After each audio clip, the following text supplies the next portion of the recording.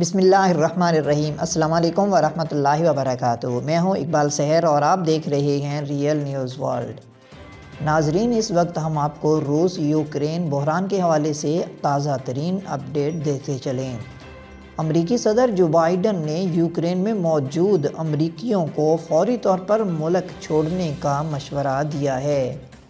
Media reports کے مطابق امریکی صدر جو بائیڈن نے روسی فوجی کارروائی کے بڑھتے خدشات کے باعث یوکرین میں مقیم تمام امریکی شہریوں سے فوری طور پر ملک چھوڑنے کا کہا ہے۔ جو بائیڈن کا کہنا تھا کہ اگر ماسکو نے یوکرین پر حملہ کیا تو امریکی فوج امریکی شہریوں کو ریسکیو کرنے نہیں آئے گی۔ انہوں نے کہا کہ خطے میں حالات اچانک خراب ہو سکتے ہیں۔ ادھر دوسری طرف روس کی جانب سے بارہا تردید کی گئی ہے کہ وہ یوکرین پر حملہ کرنے کا ارادہ رکھتا ہے، لیکن اس کی جانب سے یوکرین کی سرحد پر 1,00,000 سے زیادہ فوجی تعینات کیے جا چکے ہیں۔ واضح رہے کہ روس نے ہمسایہ ملک بیلاروس سے مل کر بڑے پیمانے پر فوجی مشقیں شروع کر دی ہیں۔ کرملن کا کہنا تھا کہ وہ سرخ لکیر کھینچنا چاہتا ہے تاکہ اس کا سابق سوویت ہمسایہ نیٹو میں شامل نہ ہو سکے۔ ادھر برطانیہ کے وزیر اعظم بورس جانسن نے جمعرات کو کہا تھا کہ یورپ اس وقت اس تناؤ کے باعث کئی دہائیوں میں سب سے بڑے سیکیورٹی بحران کا شکار ہے۔ امریکہ کے دفتر خارجہ نے بھی یوکرین میں موجود امریکیوں کو فوری طور پر ملک چھوڑنے کا کہا ہے۔ صدر بائیڈن کا بیان سامنے آیا ہے کہ امریکی شہریوں کو فوری طور پر ملک چھوڑ دینا چاہیے۔ ان کا کہنا تھا کہ ہم اس وقت دنیا کے سب سے بڑی فوجوں میں سے ایک سے نبرد آزما ہیں۔ یہ بہت مختلف صورتحال ہے اور یہ بہت تیزی سے خراب ہو سکتی ہے۔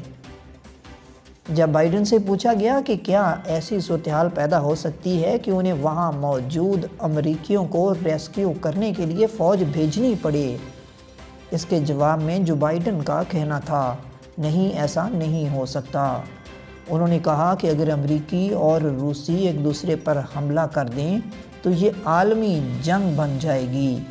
ہم پہلے کی نسبت ایک بہت مختلف دنیا میں زندہ ہیں۔ ادھر یوکرین نے روس پر الزام عائد کیا ہے کہ وہ بحری مشقیں کرتے ہوئے اس کے سمندر تک رسائی میں رکاوٹ پیدا کر رہا ہے۔ یوکرین کے وزیر خارجہ دمترو کلیبا کا کہنا تھا کہ بحر ایزوو کو بحر اسود پر روسی فورسز کی جانب سے مکمل طور پر بلاک کیا گیا ہے۔ روسی بحری مشقیں اگلے ہفتے ان دونوں سمندروں میں منعقد ہوں گی جو یوکرین کے جنوب میں واقع ہیں۔ روس کی جانب سے ساحلی علاقوں پر وارننگ جاری کی گئی ہے اور کہا گیا ہے کہ ایسا مشقوں کے دوران میزائلوں اور گنری فائرنگ کے باعث کیا گیا ہے۔ یوکرین کے وزارت خارجہ کا کہنا تھا کہ یہ مشقیں رقبے کے اعتبار سے جتنے بڑے علاقے میں کی جا رہی ہیں، اس کی مثال پہلے نہیں ملتی اور ان دونوں سمندروں تک رسائی تقریباً ناممکن ہو چکی ہے۔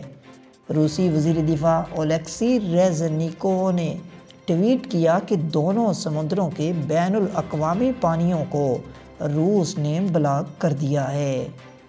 یوکرین کے جنوبی حصے میں ہونے والی بحری مشقیں بیلاروس میں جاری 10 روزہ فوجی مشقوں کے علاوہ ہیں۔ یہ مشقیں یوکرین کے شمال میں کی جا رہی ہیں۔ واضح رہے کہ انٹیلیجنس اور سیٹلائٹ رپورٹس کے مطابق اس وقت یوکرین کی سرحد اور اس سے ملحقہ علاقوں میں روس کے 1,00,000 سے زیادہ فوجی تعینات ہیں۔ روس کی وزارت دفاع نے حالیہ دنوں میں ان علاقوں میں کی گئی فوجی مشقوں کی فوٹیج بھی جاری کی ہیں۔